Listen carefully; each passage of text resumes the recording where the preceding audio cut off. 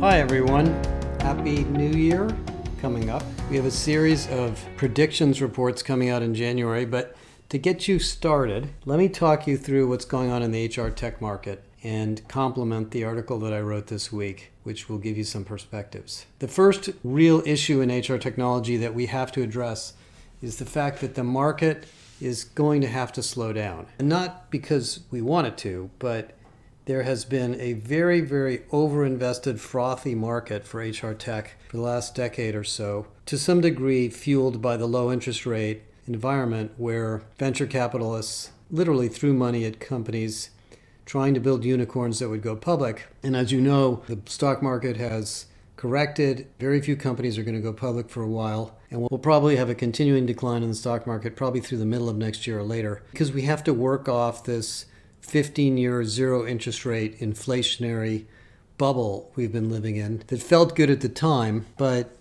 we were basically mortgaging the future. And I blame Donald Trump and all sorts of people for this. But anyway, we're going to have to live with it. So most of you are going to find that you have less money to spend on HR tech than you did in the past. Your budgets are going to be more constrained. The price per employee for every single tool can't keep going up. And it's amazing to me that everybody in HR tech wants to charge another 5, 10, 15, 20 bucks per employee per month. And that just isn't worth it. Companies won't pay it. They're going to say no. They're going to ration back. And they're going to look at the amount of money spent on these add-ons, and they're going to say, why do we need 80 tools? There are literally 70 to 80 employee systems in most large companies, and nobody's going to pay a per employee price for every single one. So for those of you that are investors, for those of you that are vendors, for those of you that are buyers, you've just got to accept this, that if your system isn't providing transformational value, if it isn't really making the company operate better, if it isn't improving productivity, if it isn't reducing a lot of extra spending, then you're going to have a little bit of a harder time. What that generally means is that a lot of the earlier stage innovative companies who may not get more money could be acquired. Now, the reason I say this is I've lived through this at least twice before. And it is funny how it happens. In the mid-2010s, there was a period of time where all of the major HR software companies were trying to build integrated talent management suites.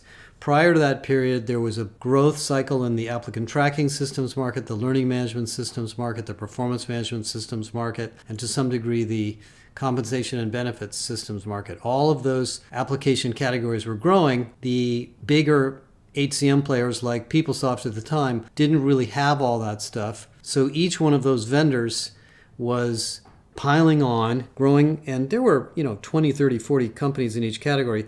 And all of a sudden, someone, the name of the company was Athoria, no, you've never heard of them, but decided to build a suite with all of those capabilities in one system, which is very complex because each one of those applications is very complex in and of itself. And there was this massive cascade of companies trying to become suites. Saba tried to become a suite. Cornerstone tried to become a suite. Taleo tried to become a suite. Taleo bought Learn.com. Plateau was acquired by SuccessFactors. SuccessFactors was then acquired by SAP.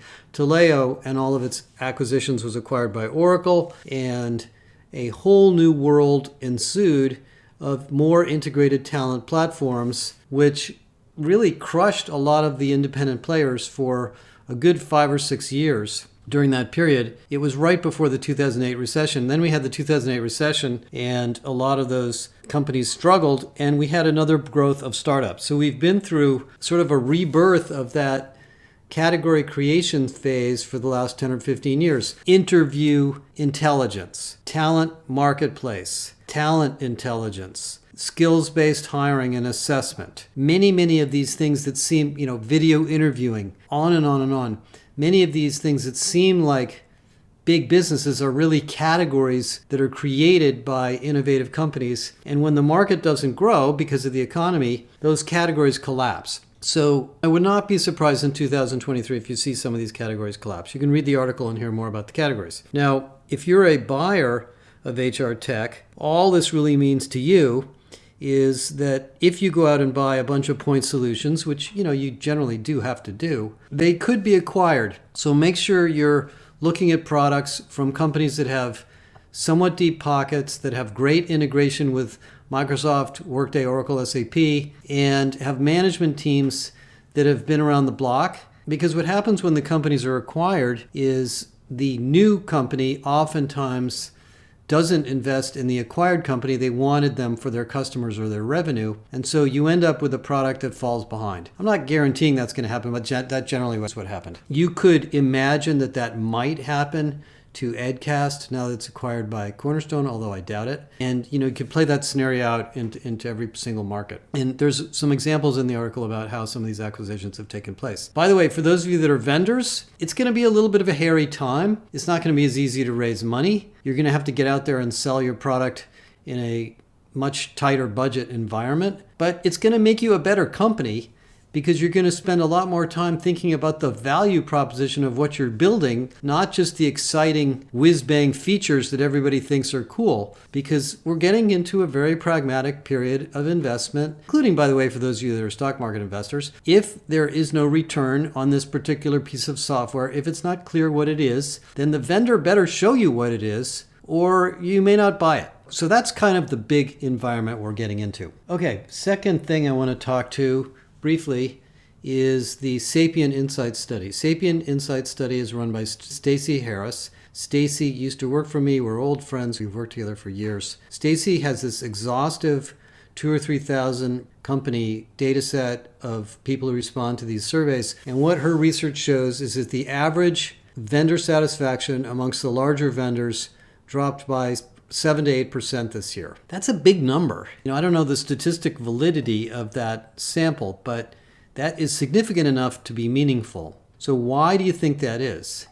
I think it's pretty simple. I think what happened is during the growth cycle, a lot of us bought things that we wanted and needed because they seemed like a good solution, but the vendors had not quite completed what we had expected. And so if you look at even companies that bought Workday Learning or tools from various applicant tracking systems and sourcing systems, intelligence systems for skills, they're very new technologies and they're not really totally finished yet. And so even though you know you need them and you do have uses for them, when you get under the covers and using them, you suddenly find, wow, this doesn't really do what we wanted to do. Let's lean on the vendor to get it fixed. And they're not working on the feature you want because they've got 15 other things to do. So I think that 7% drop is an indication of where we are in the business cycle more than anything else. I don't think the vendor design work is any worse or better than it ever was. I actually think the engineering and design going on in the tech industry is fantastic right now. But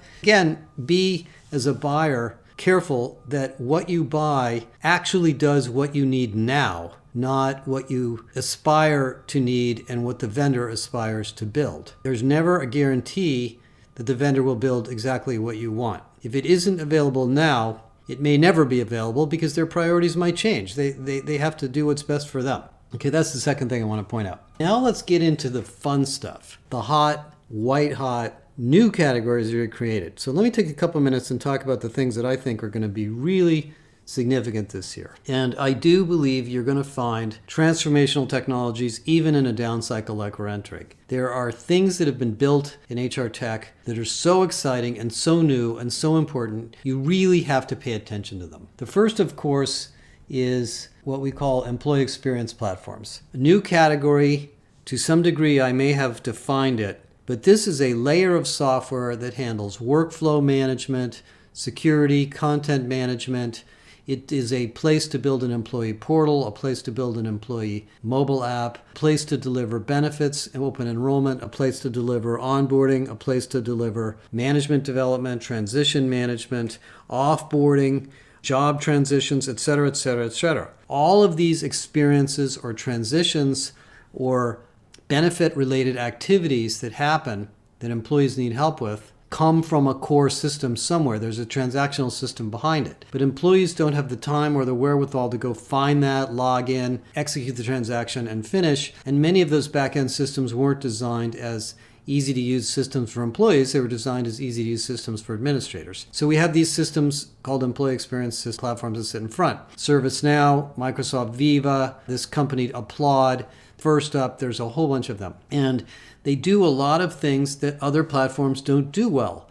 They do case management. They do employee communications. They have the ability for non-IT users to build journeys and mini applications. I talked to one of the large security agencies in the UK that built their entire performance management system based on Applaud, and they didn't even have an engineer working on it. It was just HR people. They allow you to do onboarding, new hire journeys for people who become promoted into managers, acquired certifications for training, on and on and on. All of these things that you design and implement in HR, and there's dozens and dozens of employee experience journeys. We have a couple of charts that have probably 200 of them. Have to sit somewhere where employees can find them. Now, the back-end processing that makes them work might happen in another system, but we need a place for them to go. And portals are very expensive to build. They require your IT department to spend tens to hundreds of millions of dollars. They get out of date. They have to integrate with all of the security and authentication of the back end. So there's this new market, and it's a real market, and it's really big.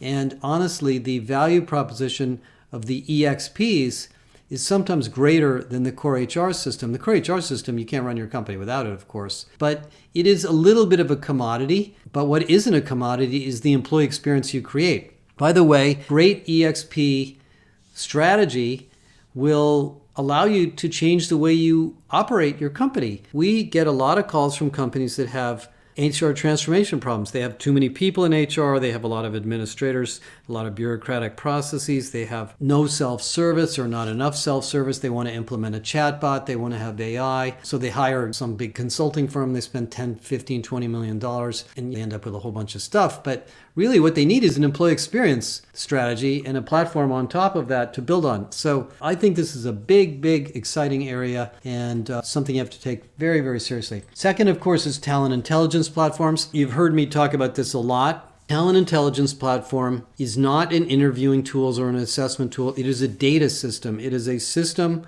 like Eightfold or Gloat or Beamery or Skyhive that can look at the data of the people in your company, identify their skills, recommend successors, recommend mobility, recommend mentors, tell you things about the organization's capabilities that you didn't know, and compare it to the outside world. Now, if you really want to understand how talent intelligence works, download our Talent Intelligence Primer, which is on our website. It's free. And look at some of the work we're doing in the Global Workforce Intelligence Project. We are doing talent intelligence by industry, and it is absolutely just spectacularly interesting what we're doing, and we will teach you how to do it. We're going to do a talent intelligence boot camp at the trade show March or April, I forget which one, I think the Unleash one in Vegas. We're going to do a talent intelligence boot camp at our Irresistible conference in June, and you can learn more about it from us. And we're going to need one of these things regardless how big you are. You're going to need this platform. Now, Oracle, SAP, Workday will tell you they have this technology. They really don't. They have skills inference technology and they have skills matching technology, but they don't have the data platform. They don't have the sophistication to put all sorts of new data into that system and make sense of it. So stay tuned for more on that. That's going to be really hot. Third thing that's huge is the talent marketplace and career planning systems. Now, these are built on talent intelligence, but they're different. Gloat, Fuel 50, Eightfold, Phenom, Beamery is now doing this. These are systems that an employee can go to, like a portal. You could call them an employee experience platform, and they will tell the employee about projects, gigs, assignments, mentors, developmental activities recommended for them based on their job, their role, their skills. This is a huge, huge new category, and the reason it's so important is it is really hard to hire people, and it's going to be hard to hire people for a long time to come. For many, many reasons, which I won't go into here, the number of workers, the number of employees, the number of people with the skills you want is not growing. It's probably shrinking.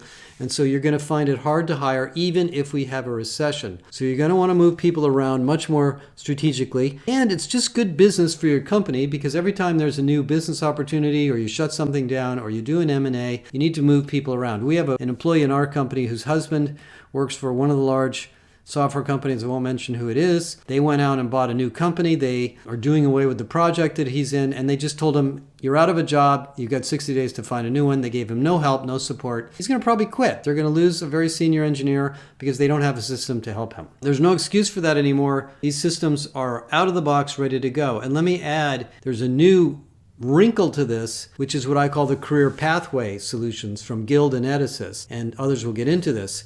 What if you have a whole bunch of hourly employees or contract employees that don't have a college degree or don't have the credential to move into the nursing or operational roles or manufacturing or truck driver roles that you need? How do you get them there from here? It isn't just a matter of finding the job. They can't even apply for the job because they don't even have the basic credentials. Well, the cost of you educating those people is much lower than the cost of hiring somebody else who has that education if you have a solution provider like Guild Education or EdAssist to help you. So read our research on career pathways and it will blow your mind. This is going to be a very big area next year too. Okay, third one, life cycle employee listening. Now I have been writing about and talking about feedback systems for a long time. I remember Feedback is a Gift, on and on and on, writing articles about this when we went from annual surveys to pulse surveys. Well, we've gone way beyond that now. Annual surveys, pulse surveys, passive listening, listening to people through video, listening to people through sentiment, looking at chatbot interactions, getting information from Outlook, getting information from people's calendars, getting information from organizational network analysis. There's a massive amount of data about employees sitting in companies that hasn't been used. Now, the reason it gets used in the consumer market by companies like Google is because they can sell ads. So they know all sorts of stuff about where you went and how much time you spent here and there and everything else. Well, you have that data about your employees too, but you never cared about it. But now you do care about it because you're finding out that actually you can measure productivity, you can measure engagement, you can understand why one group is performing better than another group, you can understand why you have labor union problems in one division or one department or one city, you can see which managers are burning people out and which ones are not, and you can understand some fundamental issues like trust and confidence in management and whether people believe what leaders are saying. This is a big, big deal, and these systems are not only listening systems, they're action systems. We wrote a big piece called Shortening the Line Between Insights and Action about the need to take this data and feed it back to managers or call centers or leaders when it comes in. So if you look at Qualtrics, Perceptyx, Medallia, Glint, which is now part of Microsoft, Peakon, which is now part of Workday, these are very, very sophisticated applications and they do a lot. And you're going to need at least one major platform to do this. And it needs to be a platform. It's not just a survey tool because they do a lot. They do real-time analytics. They will provide feedback to managers. And if you use some of the passive listening tools, and I mentioned the names of the vendors in there, they will tell you things about your workforce that will have direct impact on individual leaders and productivity and job design. Very hot space. Number 4, Capability Academy or Mastery Learning Platforms. We're all over this. The JBA, the Josh Bersin Academy, is built on one of these. We are really excited about the JBA. We got a whole bunch of new stuff coming out next year on that. What basically happened in the learning space was we had 10 or 15 years of learning management systems, very big market, very hot.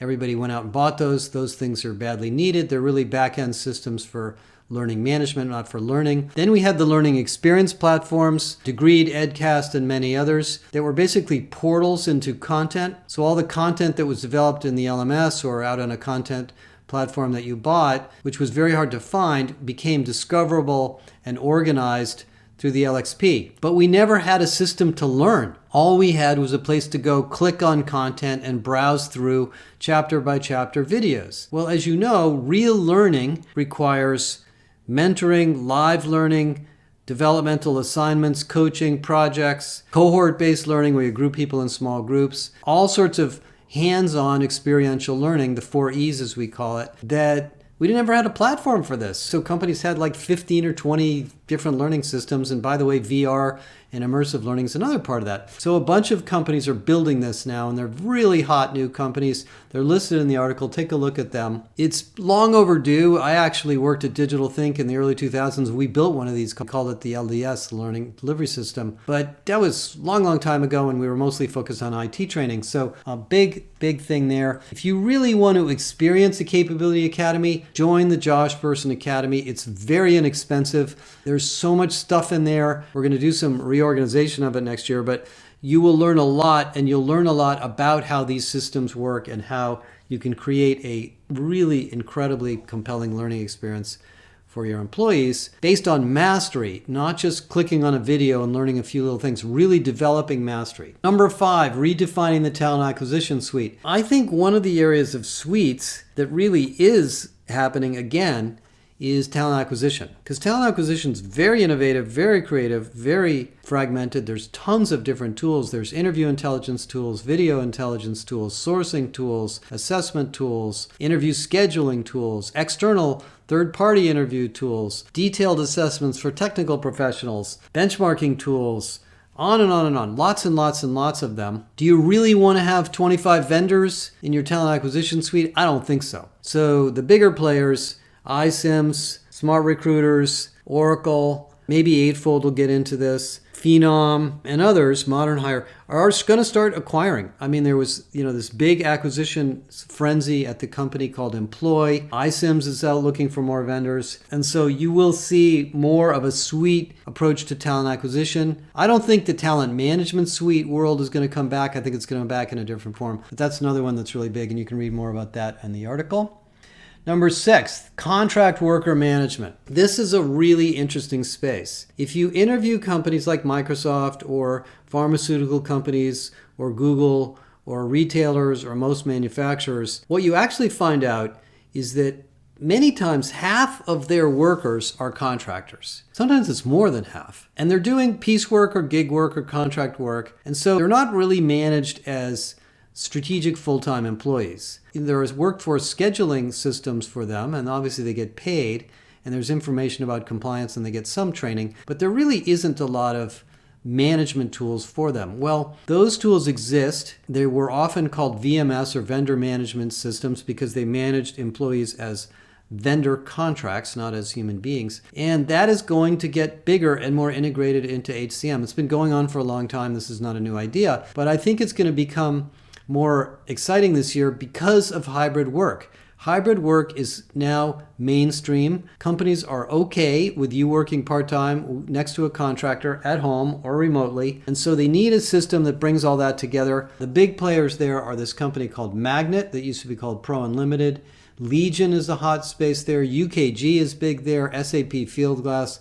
And there are many, many smaller players. I would not be surprised if Microsoft got into that. I mean, Workday has a solution in that space that's fairly successful. And so that's another hot one that I think will be a big one in 2023. One more or two more, and then I'll wrap it up. Workspace management. This is something you probably have not thought about, but it is real and it's coming. And the vendors that have been really focused on it most recently are ServiceNow, and there's some new stuff coming from Microsoft and others. When you have a bunch of buildings that are half empty and a bunch of offices that nobody wants to sit in, and you want to rearrange and reorganize the facility for hybrid work, and you want to have more active workspaces that are used on demand, and you need new tech so that everybody can connect online and better video cameras. And you need to schedule that, and you need to create satellite offices because your rent in the downtown is too high and everybody wants to go to the suburbs. You got a big management problem here. You got a lot of money tied up in real estate, a lot of empty spaces, and the CFO is going to ask you, what is going on? What's our workspace utilization? Where do we ratchet back or reallocate our spending? Who's using the facilities? How do we make it easier for employees to find the space they need, etc.? I mean, I've been through a lot of companies the last 3 years where I entered the office and it's empty. There's 5 floors of people with no people in it with desks, and there's 20 people. And that only goes on so long. Eventually those leases run out, and we want a more dynamic workspace management. That is a huge, huge software market. And I know there are vendors working on it. I won't mention the names. And they do all sorts of exciting things around workspace management for employees and managers, scheduling for individuals, understanding capacity planning for the CFO, and then optimizing the experience of somebody who walks into a building and wants to know where to go to get their work done. We had some cool stuff like that at Deloitte that was custom built, but that's going to be a pretty big space. So put it on your list, and the next time you go to one of these HR tech shows, look around. The metaverse. Okay, I wrote an article on this, piece on this. I have some strong opinions here. First of all, immersive learning is big. If you look at Striver and many of the immersive learning platforms, they're all growing. There are applications in technical training, in compliance, in soft skills, in recruiting. Very, very successful technology. As Apple and other tools get better and better at managing VR. We're going to be able to use that with or without glasses, and I'm sure there will be an AR set of solutions coming soon. Microsoft's announcing more and more VR stuff. Accenture's been doing a lot of experimentation with this. But is it the big old Mark Zuckerberg metaverse? No. I have very little confidence that that's going to be a big deal. I think there will be niche applications of it. I think it, will be used in some cases for recruiting. There's some virtual recruiting platforms that are kind of interesting for young people. It could be used for virtual meetings where you have a town hall and employees can go to the town hall and browse around and go to different places to learn things virtually. And of course, it'll be used for training and education, which I think is really the core of it. Is it going to be mainstream? I just doubt it. I think the headsets and the equipment is too expensive. I don't trust 90% of the things that Facebook does as high quality anyway, so I doubt they're going to be the leaders. When Apple announces something, then, we'll talk about it, or Google or Microsoft. But at this point, I wouldn't get too wrapped around the axle. Just keep your eye open and we'll tell you what we learn. In the area of crypto and Web3, I am not particularly high on this. I studied and worked in distributed computing in the 1980s. I know all about remote procedure calls and remote security and two-phase commit and all sorts of distributed authority systems. We had them in IBM. They were part of the SNA protocol. We used them for distributed computing of mid-sized computers where you had distributed authority and distributed control for large manufacturing companies. This is not a new idea. All these young guys that have built this stuff have this sort of political vision that we're going to decentralize authority and there will be no central control. Well, how well did that work out for FTX? The reason there is central control is because that is the way the economy works.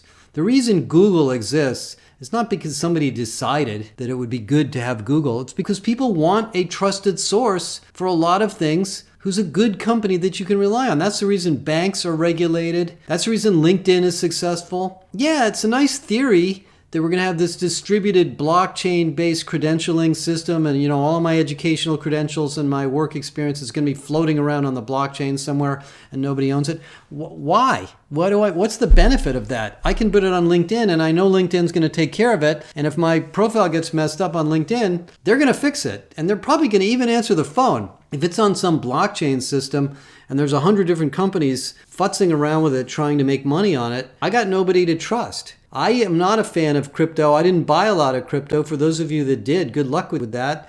I see no real reason for it. I don't see any utility for it other than a gambling casino. So I have yet to see a really compelling application of Web3 in HR. I've heard the theories. I've heard the ideas. If you have one, let me know. I will write about it. Okay. I'm more than willing to be convinced. But just because it's distributed computing is not enough. There has to be an application that is significantly different or better than it was in the current architecture. The cloud as it exists has a long way to go. So for those of you that are Web3 fanatics, I am all ears, but I'm not predicting a whole bunch of big things there yet. One thing that will start growing is what I call next-gen HCM. Let me take 1 minute on that. So, the most modern HR technology stack in HR, in the core HR, is Workday. Workday was founded in 2008. It's now 15 years old, but it was a really radical new idea to have an object-oriented architecture designed for the cloud, integrated workflow, etc. It has been around a while. The architecture has been extended. They opened it up the last couple of years because they couldn't build everything themselves, so it's becoming a much more open platform as a service system. Oracle has re-engineered its system along the lines of modern cloud. SuccessFactors has done the same. SuccessFactors is now offering dynamic teams, OKRs, a much more irresistible, if you've read my book, style of business management system. By the way, a lot of things in my book are sort of forecasts in many ways of where the tech market is going if you read it. But they really aren't next-gen systems. They're mostly old systems or older systems that have been retrofitted and updated for what we would consider to be graph databases and cloud-based networks. Well, companies today do not look like hierarchies. They operate in a very dynamic fashion. We have lots of contract workers. We have organizations that are changing. We have people working on multiple project teams. The role of managers and leaders is not the same as it used to be. You know all this. I mean, we've been writing about this for a while. What is the system that's designed for this? Honestly, there really isn't one. The hot vendors that I'm kind of watching are Unit4, Darwinbox, which is a very exciting next generation system that's mostly used in Asia, but they're coming to the US. Really smart guys, very modern system. The ADP Next Gen HCM system, which is very cool. They have about 50 customers using it. Of course, they don't sell to large organizations, so it's a little bit slower for them. And there could be others. And so if you're working on one of these, or if you want to talk about it, this is another one that I think will be a little more visible to us this year. Okay, what else in HR tech? The final thing I will say is if you read the end of the article, I talked a lot about the HCM Excellence Maturity Model. One of the things we've done for the last 3 years is Kathy Enderis has been leading this project with TCS and others to interview 20 or 30 companies about their HCM implementation. So we have these very, very detailed case studies of what they did. And what you essentially find is that there are a fair number of projects that don't go well. And they don't go well for a variety of reasons. Usually the reason they don't go well is that the implementing company, not the third-party vendor, not the integrator, but the actual buyer, didn't buy the system as a transformation tool. They bought it as an automation system. And so they replaced an old system with a new one, and they copied the implementation processes from the old one to the new one, with the hopes that it would be easier to use and more transactionally efficient. And they didn't get a lot of value out of it, and they had sometimes what would be called a failed implementation. I've talked to some very, very big companies who told us, we implemented vendor X, nothing about the vendor, and it just didn't do what we wanted it to do. Well, it wasn't because there weren't features. It was because they didn't think about how they wanted to use the system differently. And of all the technologies I've worked in and for years, by the way, let me tell you one story about this. When I was at Sybase in the early 2000s, we bought Siebel, which was the predecessor to Salesforce. And Siebel was a terrible system. It was a big order entry system where you had to enter all of your sales information into this big, massive sales database, and theoretically it was going to make you more efficient as a salesperson. And nobody used it. It just was a complete flop because it made no sense. We had no idea why we had to enter all this data in there. Well, I don't know if that was the fault of the vendor or the fault of our IT group at Sybase, but we never sat down and talked about how sales was going to be different with this new system. They just told us, here's a new system, we're going to teach you how to use it, here's how you put your data into it. And nobody had the time. That's the same thing here. These are systems that should transform the way you operate, which means you have to be a business consultant and you have to work with the business counterparts around the world to make sure these systems are used in a strategic way. When you buy a new HR tech platform, you get better workflow management, you get better user experience, you get better data. Managers and leaders should have access to information they didn't have before. Employees will spend less time using it. Don't just look at it as a replacement for something you already had. It's not that. It's a chance for you to do things differently. It takes a little bit longer to do that. It might take you a year or two to really figure out how to use the system well. But if you do it in an iterative way, you can get value from it very quickly. We went through an implementation here of HubSpot, and because we have a lot of consultants in the company, we didn't sit down and go through the CRM database in great details and design every piece of screen we wanted to do. We turned it on and started using it and started figuring out how we could do things differently almost immediately. And within a couple of weeks, a month or two, we had this incredibly different way of doing marketing than we ever did before. And we're relying on HubSpot to do things for us that we just didn't do before, or we didn't do well, or we didn't do efficiently. And that's what these systems are like. So if you look at the HCM Excellence Maturity Model, you'll see these are transformational tools. That's why there is a high ROI even in a down economy if you think about this market strategically. And let me make one more plug for our membership. We now have really beefed up our corporate membership. So for those of you that are in medium-sized to large companies, all this stuff I'm yakking about here is written down in case studies and examples and tools and assessments, and then we will work with you to understand this market. That's what we do for our members directly. So I just want to make a quick plug for that. It will be a great year. We will have a lot of exciting things happen. There will be mergers, there will be acquisitions, there will be some incredibly successful vendors. We'll have a lot of focus on productivity. We'll have a lot of focus on next generation user experiences. You're going to see AI disappear into the background as things are just going to get smarter and work better, and you're not going to know why. We're not going to have to talk about AI too much. Chatbots are going to become much more ubiquitous and much more useful. And some of these categories I've talked about are going to be really, really big spaces that will threaten, in some sense, the vendors that can't keep up. So anyway, that's a little bit of a motivation for the coming year. Have a great New Year's holiday, and we will talk to you in 2023.